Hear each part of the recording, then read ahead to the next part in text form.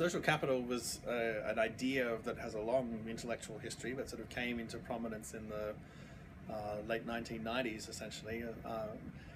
And the way that I spoke about it and the way that I wrote about it was largely to try and help people understand change processes, because development changes who people interact with. It changes the terms on which people interact with. And social science inherently struggles to find precise language in English or any other language for talking about these things, and for reasons that I won't go into, social capital sort of found itself as being a lingua franca, so to speak, for talking about these broad categorizations of issues of how citizens engage with each other, how citizens engage with the state, or with power structures more broadly, and how people deal with people different to them, not just their own immediate kith, kin, neighbors, broader constituencies of people who look different to them, who have different occupations, whose histories and futures are very different. And so how the us-them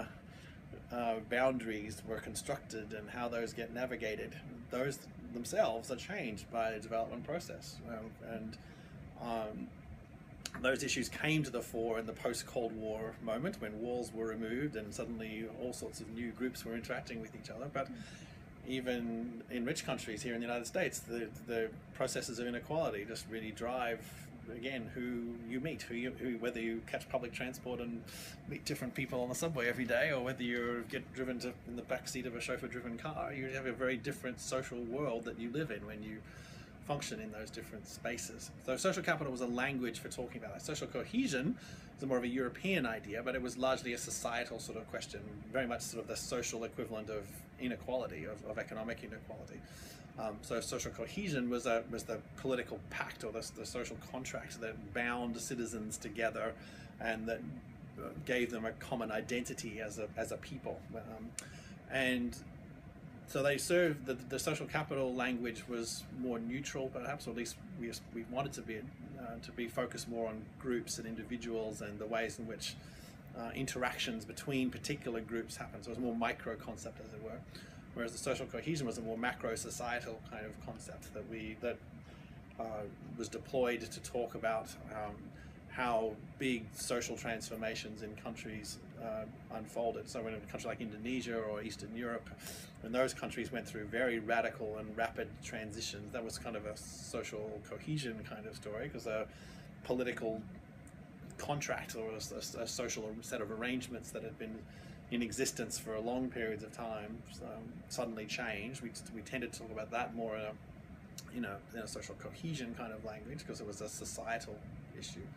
Social capital was much more to do with questions of migration, questions of how people use their own social networks to get ahead and to be able to get by. And that was one distinction that was often used in the social capital literature. The friends I have that help me to get by, that I turn to in a crisis, that I would have a heart-to-heart conversation with, or I would turn to if I was desperate and needed money to feed a family. And that turns out to be very relevant, I think, for development questions, because development really changes how people interact with each other. We have common maxims in English that it's not what you know, it's who you know, and it turns out that every language, every cultural group around the world has some variance on that kind of way of talking about things. In Southern Africa, they have a wonderful phrase that I am because we are, right? Ubuntu, a wonderful concept that, the anthropology of this can play itself out in many different ways, but every group has a recognition that I am the person I am because the group is who it is. But development changes all that. It puts people in a very different space. If you are a farmer living in a rural area, you hang out with other farmers. But if new technology comes in and renders half of you redundant because a tractor can now do what you did in a quarter of the time and a quarter of the price, then you move to a city and you've got to interact with a whole bunch of different people on very different terms, not just in a we live together for generations sense. Now I'm living in a teeming slum, or I'm living in a very high energy urban environment where I've got to catch public transport to work, I've got to fill out forms, I've got to deal with government officials, I've got to put my kids in school. All that really changes the kinds of people you interact with. We take that for granted in the West because we've never known any other world other than the one we've grown up with. But for many of the rapidly developing countries of Asia, East Asia in particular, that's a ongoing lived reality of people having migrated from rural areas to urban areas, or having to keep identities in rural areas but still earning livelihoods in an urban context, having to live a split personality almost between a world in which my earning is done in the city, but my reproducing, my family and my elders and my maintenance, my family, my own parents are all still, and my identity, who I think I am, is still very much grounded in the rural circumstances from whence I came. So these are all very important changes that are often occurring sort of at a slower pace than interest rate changes or economic growth, which we can measure and monitor on a very real-time kind of basis. The social world is the air we breathe, and so we tend to be less familiar with it, or at least less conscious of it, until you do actually find yourself a migrant. You do actually find yourself having to live in a different country or function in a different space, and you realize that's a constant. It happens all the time.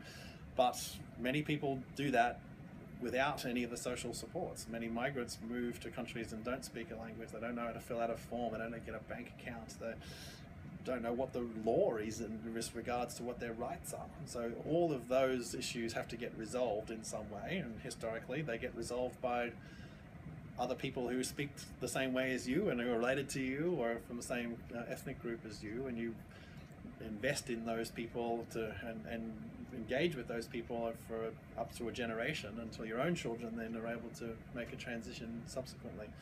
But all that stuff happens in a much slower motion than other economic activity, but it's no less real and no less consequential for that.